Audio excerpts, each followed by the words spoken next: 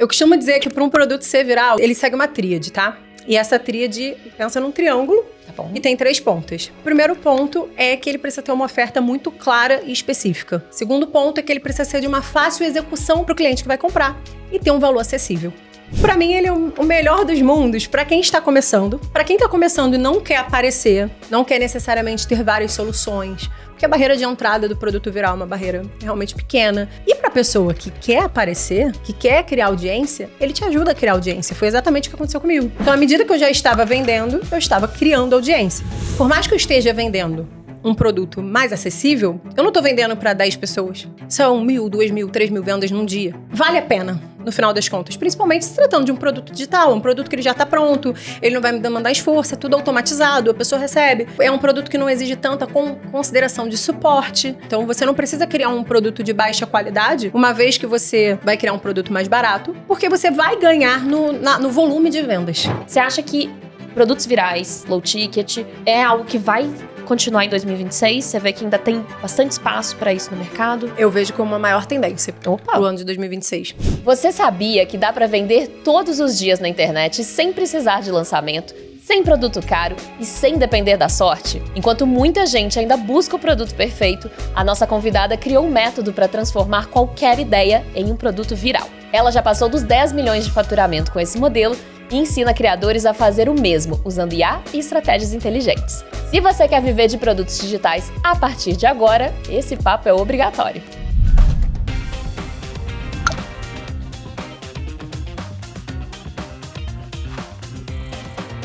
Eu sou Fernanda Carbosa e o Hotmart Cast começa agora. Muito bem-vinda, Fernanda! Olá! Prazer ter você aqui com a gente. Prazer, todo meu. Muito obrigada pelo convite. A gente que agradece. Muito feliz. Não, a gente que agradece, porque eu sei que a gente vai trazer aqui assuntos muito legais. Com certeza. E pra gente já tirar uma coisa da frente, porque a nossa audiência é assim, eles ficam ansiosos, eles já sabem o que a gente faz, eles sabem que tem presentinho pros melhores comentários. Então, pra quem deixar o melhor comentário, o que a gente vai entregar pra essa pessoa? Então, a gente vai entregar 1 ano de acesso ao MPV, o Método Produto Viral, que é o meu treinamento para a criação de produtos virais low ticket, com inteligência artificial. Inteligência artificial tá muito em alta, a gente não Sim. consegue mais falar sobre estratégia no digital sem falar de IA. Então, acho que vem aí super apropriado esse presente. Perfeito, é o momento, né? Exato. É a realidade, né? Mas não é a tendência, assim, é o que é. É o futuro. É o que é. Não tem tá como acontecendo ficar pra agora. trás. Já vamos então começar assim, tirando tudo do caminho, enquanto as pessoas vão Bora. deixando aí o comentário bem criativo. O que faz um produto ser viral? Você falou do método, é isso que as pessoas vão ganhar ali, mas o que significa que o produto é viral e como que ele viraliza? Então, a gente já vai começar com a melhor parte. A gente já vai começar com a parte, tipo assim, do ouro do conteúdo. Eu costumo dizer que para um produto ser viral, ele precisa ter ele segue uma tríade, tá? E essa tríade, pensa num triângulo, Tá bom? e tem 3 pontos. O primeiro ponto é que ele precisa ter uma oferta muito clara e específica. Segundo ponto é que ele precisa ser de uma fácil execução para o cliente que vai comprar e ter um valor acessível. Então, assim, não foi do dia para a noite que eu cheguei a esse ponto, mas existem algumas formas, né? E hoje eu consigo até entender bem, eu falo que fica muito mais fácil validar uma oferta a partir do momento que eu entendi isso. Eu sigo uma formulazinha para criar um produto viral. Não sei se ficaria muito técnico, mas eu posso tentar explicar aqui. Vamos entregar a forma. Mas é o ouro, tá? O ouro no primeiro minuto. Nossa, assim. bom demais. Vamos entregar esse Então, ouro aí. assim, a gente vai ter 4 elementos, que é um desejo ardente, uma sensação de capacidade, esforço e sacrifício e tempo, espaço de tempo. Então, beleza. Primeiro ponto, que é a parte de cima, né, da nossa fórmula, pensa numa equação. Então, nessa parte de cima, a gente precisa dar uma nota para esse desejo ardente. Essa nota, ela precisa ter entre 1 e 10.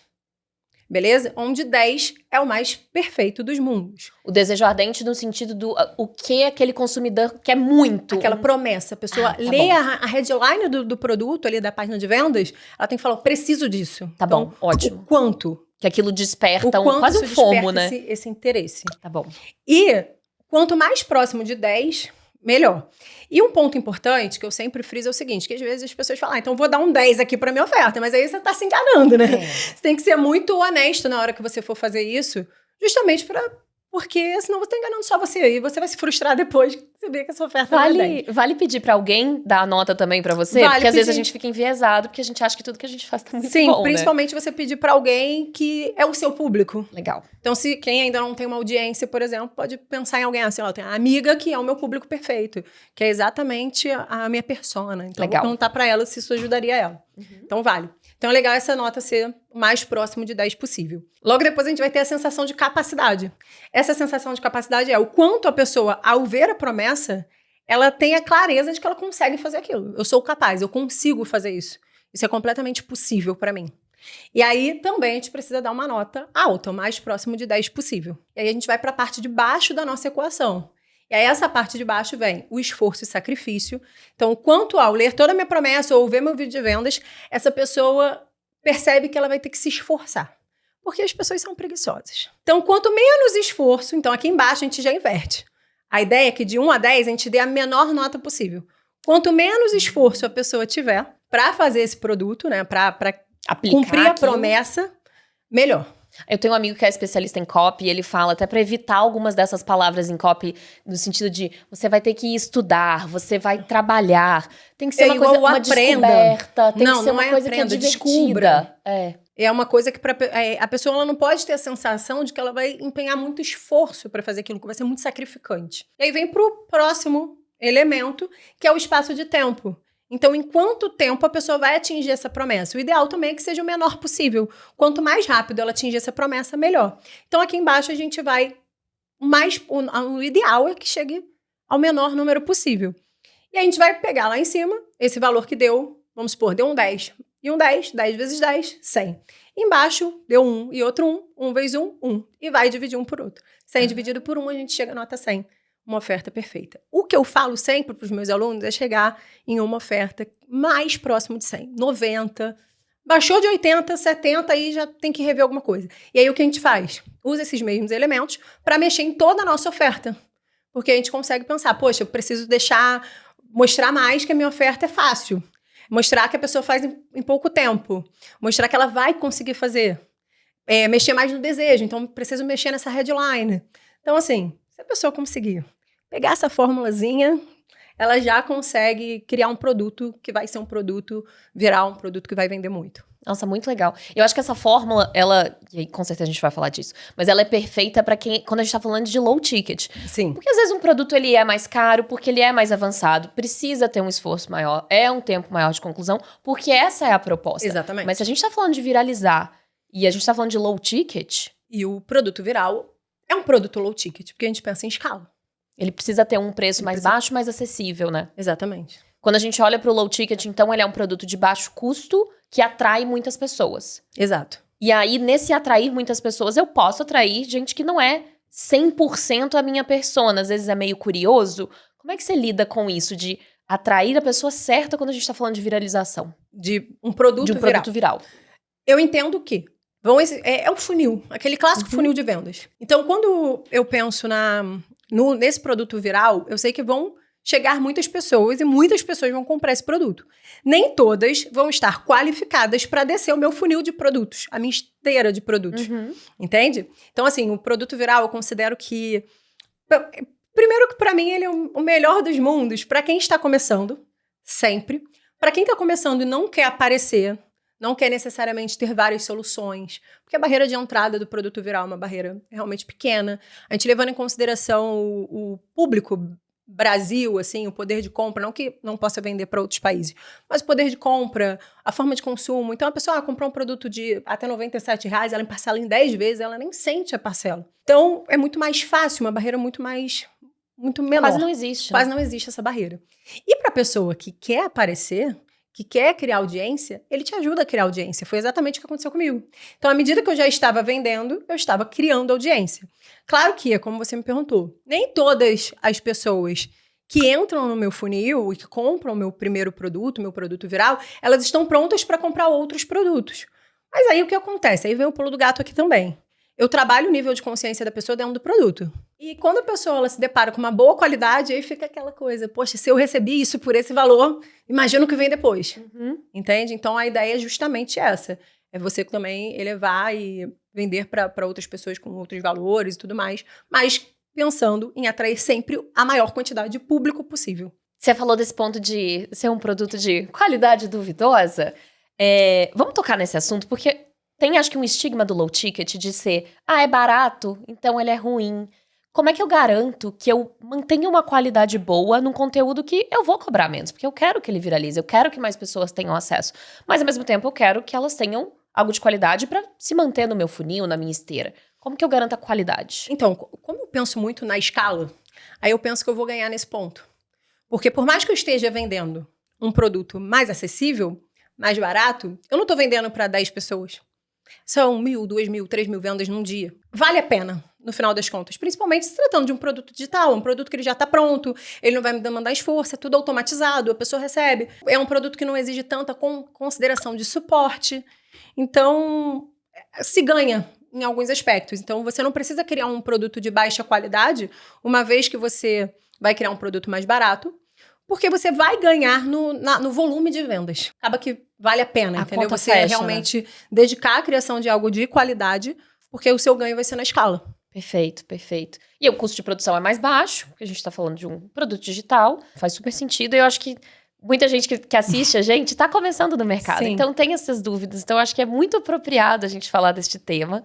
E como a gente a gente já tocou nesse assunto bem no inicinho, de que o seu método bebe muito de IA, usa bastante IA para construir. É algo que a gente tem falado muito. É algo que quem está começando quer usar bastante, porque às vezes se sente meio perdido e é uma alavanca. Como que você, no seu método, que você usa IA tanto para criar copy, para falar da criação do produto, como é que você chegou nesse balanço, nessa ideia de usar IA? Como é que ela funciona para você e para o seu método? O meu primeiro pensamento foi exatamente na equação de valor que eu falei lá no início. Então, eu cheguei ao ponto que eu queria ensinar para as pessoas o que eu já fazia, que era a criação de produtos virais. Eu já vendia outros produtos virais. Não criei o método, tipo, eu vou criar um método para vender. Não, já era algo que eu fazia. E depois você aplica, né? Eu já tinha super resultado vendendo várias ofertas diferentes e que eram ofertas virais, que vendiam muito, vendiam para o mundo inteiro. E aí, eu parei e pensei, beleza, quero ensinar as pessoas a fazer isso. Mas eu preciso facilitar esse aprendizado. Porque as pessoas não necessariamente querem aprender tudo que eu aprendi durante algum tempo de mercado, 4, 5 anos de mercado. Imagina, se eu tivesse que empacotar todo esse conhecimento.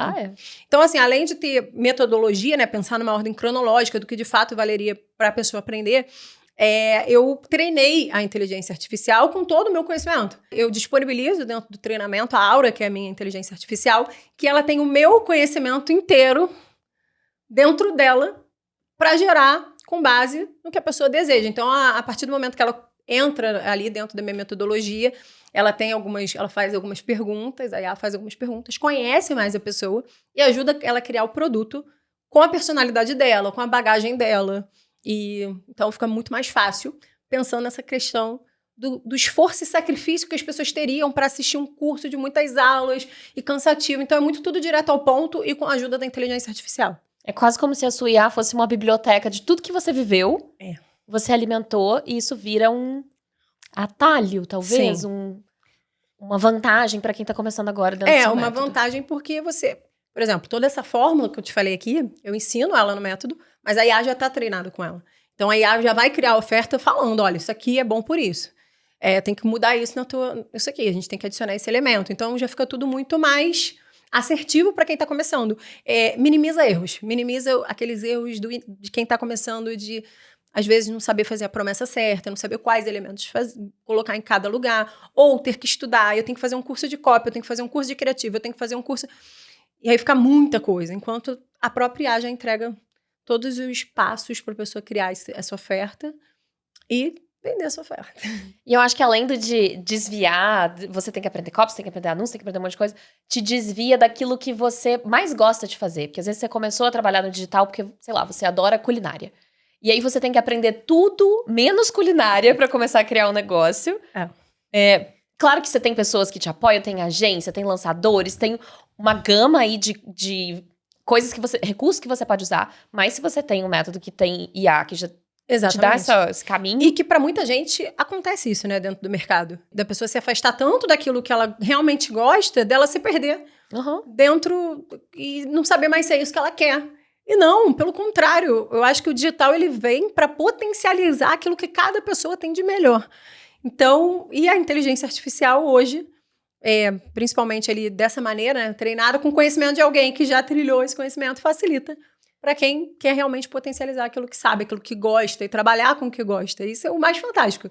Você poder trabalhar com qualquer coisa, aquilo que você que faz teu coração vibrar. E às vezes parece até loucura, né? Que as pessoas não conseguem nem acreditar que isso é real.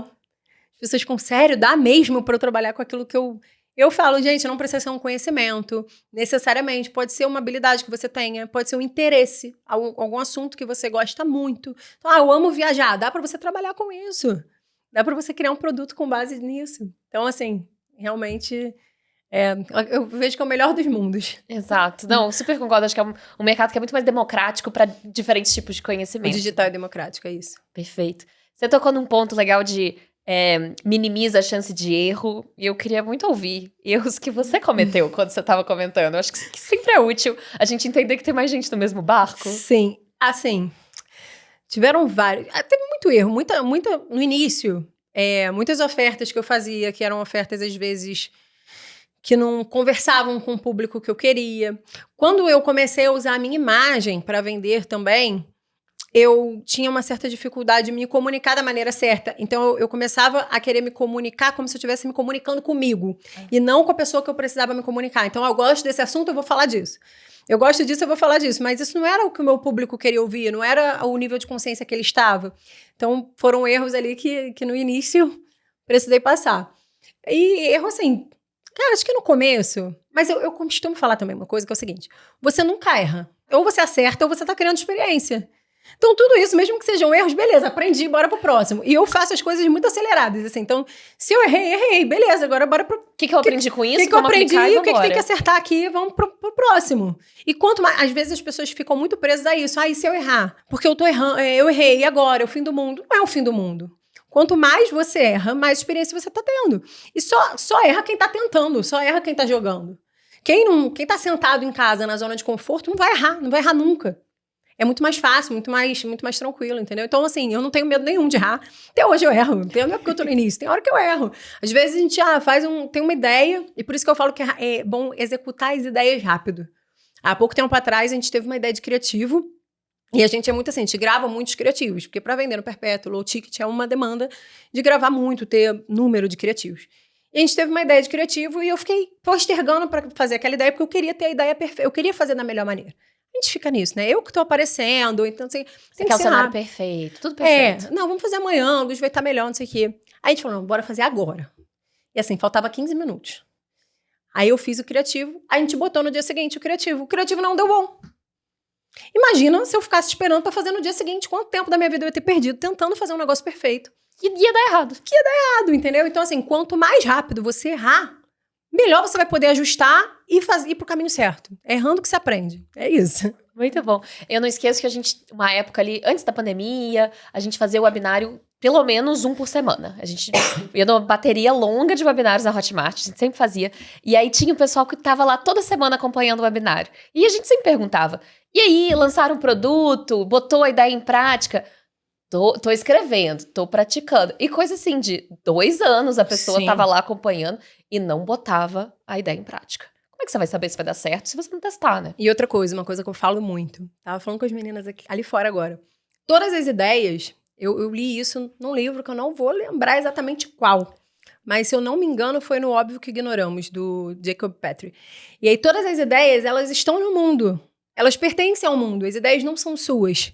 Se você não fizer, alguém vai fazer. E aí, o que acontece no meio disso? Você vê outra pessoa fazendo aquilo que você pensou e você fala, mas eu tô com essa ideia há tanto tempo, eu já queria ter feito isso.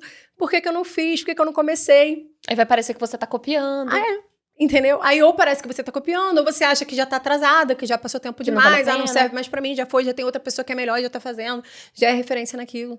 Então, assim, teve a ideia, executa, porque senão outra pessoa vai executar. Você tocou no ponto ali que você errou, principalmente aprendendo com criativos, com mídia paga. E a sua estratégia de vendas hoje, ela é uma estratégia que funciona. Você testou bastante para chegar nesse modelo. Como que você chegou nesse modelo de conseguir vender todo dia, mas sem precisar ficar fazendo lançamento com frequência? Ter ali um funil que de fato converte todos os dias. Então, isso aí eu vou te confessar que foi bem no início. Porque... Um acerto, então. Foi um acerto bem no início. Mas um acerto, assim, que foi um acerto, porque acabou que eu criei experiência com isso.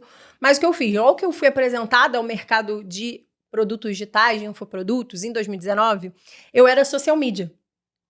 E aí eu vendi o serviço. Beleza.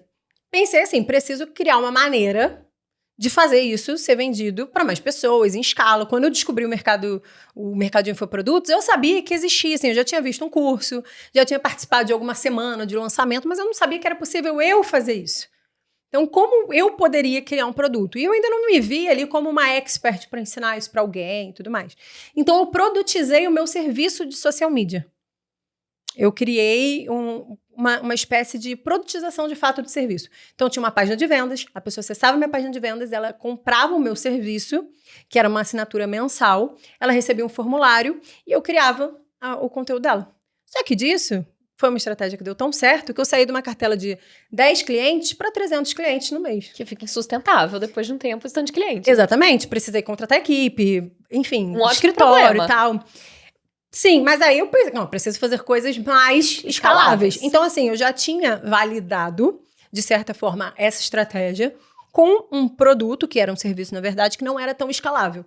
Mas eu já tinha entendido como que eu ia fazer para vender todos os dias. Como que faríamos isso? E aí, assim, 90% da nossa estratégia hoje gira em torno de anúncios de tráfego direto. Então, todos os dias as pessoas estão na internet.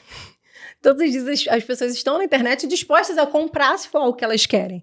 Então, assim, e outro ponto também que é importante, que eu gosto de frisar, que diferente dos lançamentos, nos lançamentos tem toda a questão de que eu falo com o público frio, né? Preciso levar ele para minha página, convencer ele que ele precisa estar na minha semana, que às vezes falta 1 mês, às vezes falta 20 dias para esse tempo de captação. Convencer ele de estar na semana. Convencer ele de assistir as 3 aulas para convencer ele de comprar. E num produto perpétuo, principalmente low ticket, o convencimento é muito pouco. A pessoa entra na minha página, uma oferta que ela quer, ela compra. Entende? Então, é menos passos para o meu cliente. Tira barreiras, né? E uma estratégia muito mais fácil, principalmente para quem está começando, para quem não tem audiência. Então, assim, a gente validou bem rápido essa estratégia. Talvez não com a oferta certa. Depois a gente foi testando novas ofertas para chegar ao ponto ideal de você estar vendendo em escala sem precisar ter a mão de obra, o serviço. Mas foi um acerto. Foi algo que a gente fez rápido. Legal. Você comentou que as pessoas querem gastar dinheiro se for algo que elas estão dispostas a comprar, que elas precisam ali, né? Que gera o desejo, que a gente estava comentando mais cedo.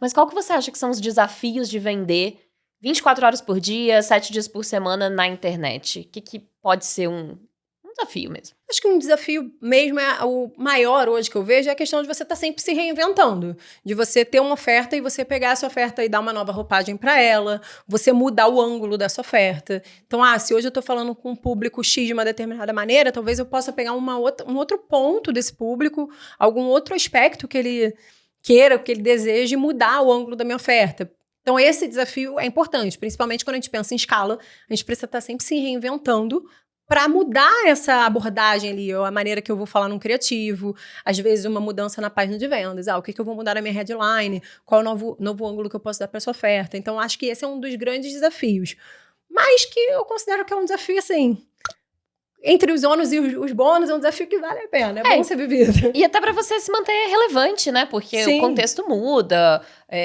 algoritmo muda, então você tem que estar acompanhando o que está acontecendo, atualizando seu conteúdo, né? Esse é um desafio que a gente enfrenta, mas é um desafio bom, é parte do trabalho. Eu acho que existem desafios muito piores aí em outras situações e vale super a pena. Com certeza. Fê, a gente tem uma pergunta que veio da nossa comunidade. A gente sempre faz caixinha no Instagram, aqui nos próprios comentários do YouTube, de outros episódios do cast também. E a gente recebeu uma pergunta do André, que eu acho que tem tudo a ver com você, então eu queria trazer aqui pra você. Vou ler a pergunta dele. Tô no momento que sinto que meu nicho já deu o que podia dar, mas morro de medo de mudar e perder tudo que eu conquistei. Existe um momento certo pra fazer isso? Nossa, a gente acabou de falar sobre se reinventar. Super apropriado. Assim, eu passei por isso, né? Eu, enquanto expert, digamos assim, enquanto na minha trajetória dentro do digital.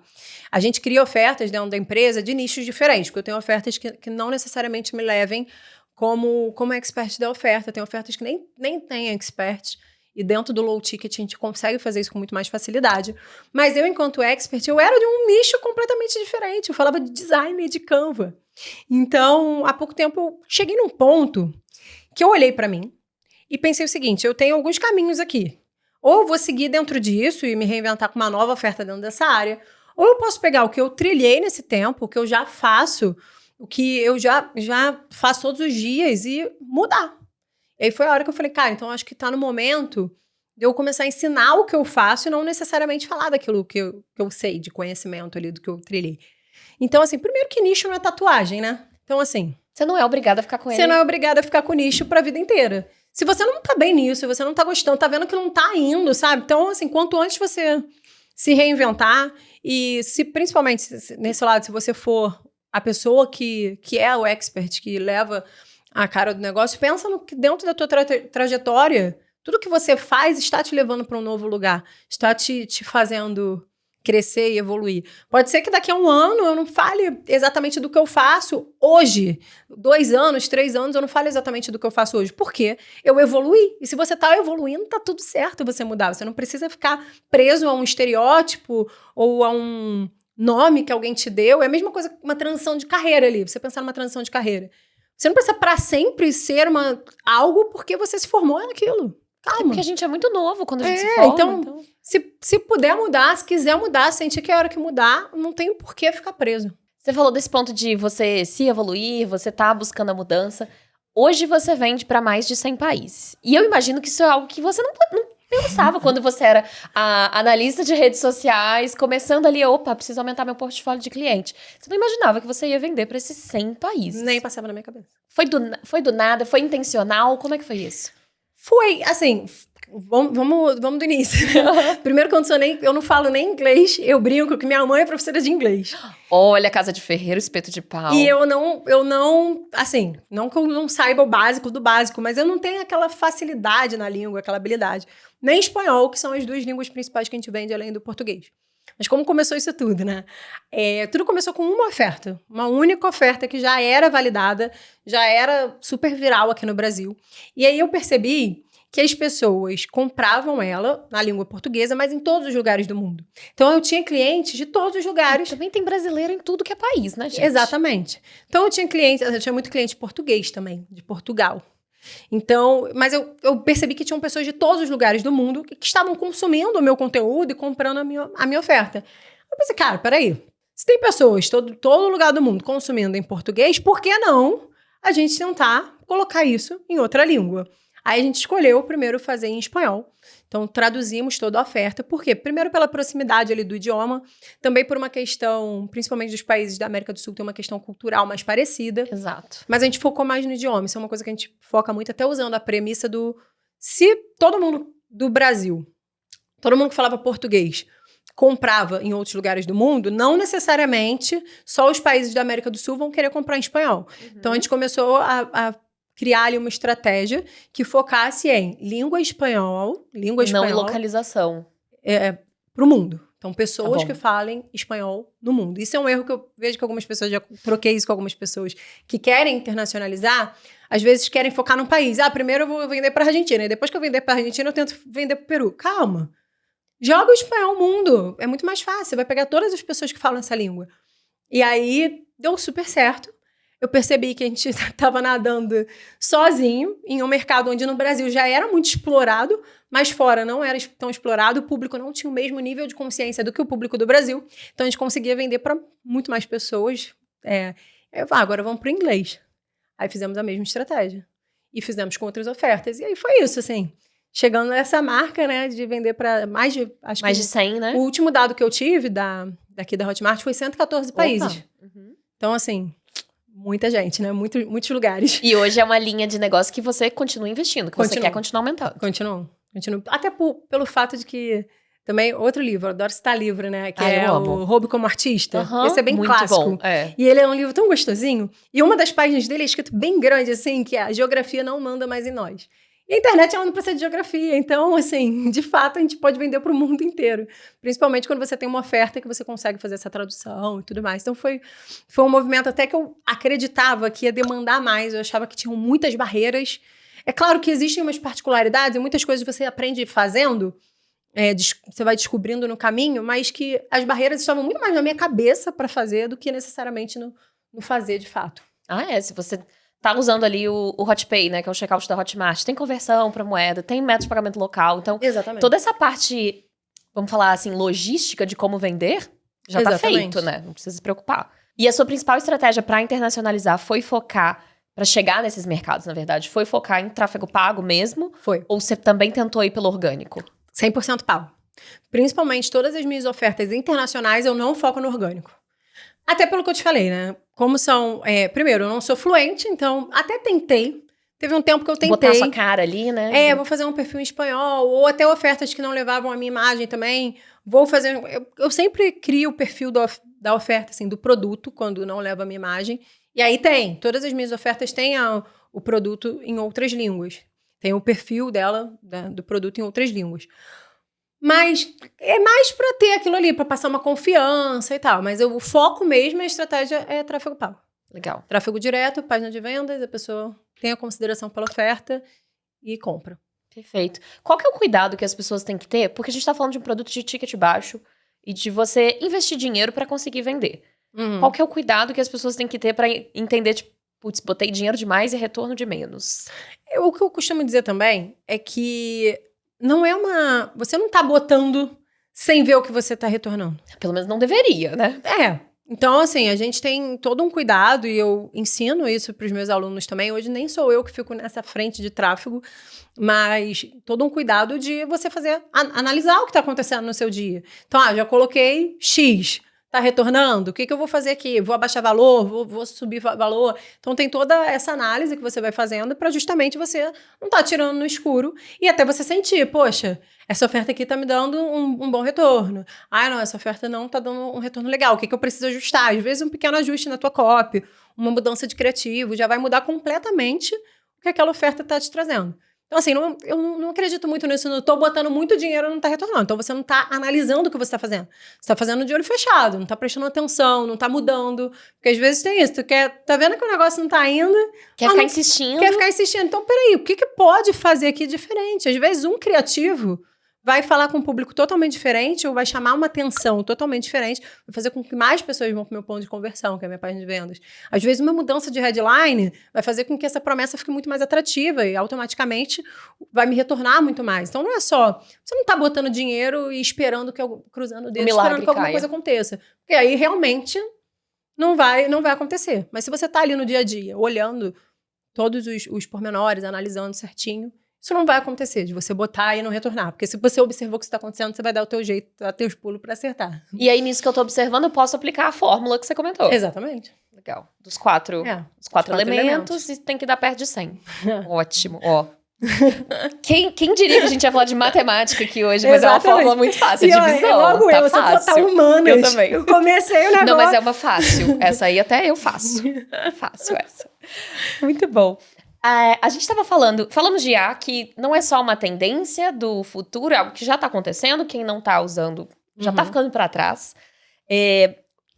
Produtos virais, produtos de low ticket também, querendo ou não, são uma tendência do momento, a gente tem visto muitas pessoas recorrendo a isso. Você acha que produtos virais, low ticket, é algo que vai continuar em 2026? Você vê que ainda tem bastante espaço para isso no mercado? Eu vejo como uma maior tendência pro ano de 2026. Legal. E eu vou te falar por quê. Observa o andamento do mercado, até mesmo do mercado de lançamentos. Que hoje o mercado de lançamentos ele vai muito pro lançamento pago, que nada mais é que a venda de um produto mais barato antes. E por que você vai fazer uma imersão por mês? Se você pode ter um produto que está te trazendo esses leads. E pro outro lado, a pessoa que não quer vender, não quer aparecer. Não quer vender, não. Todo mundo quer vender, peraí. A pessoa que não quer aparecer.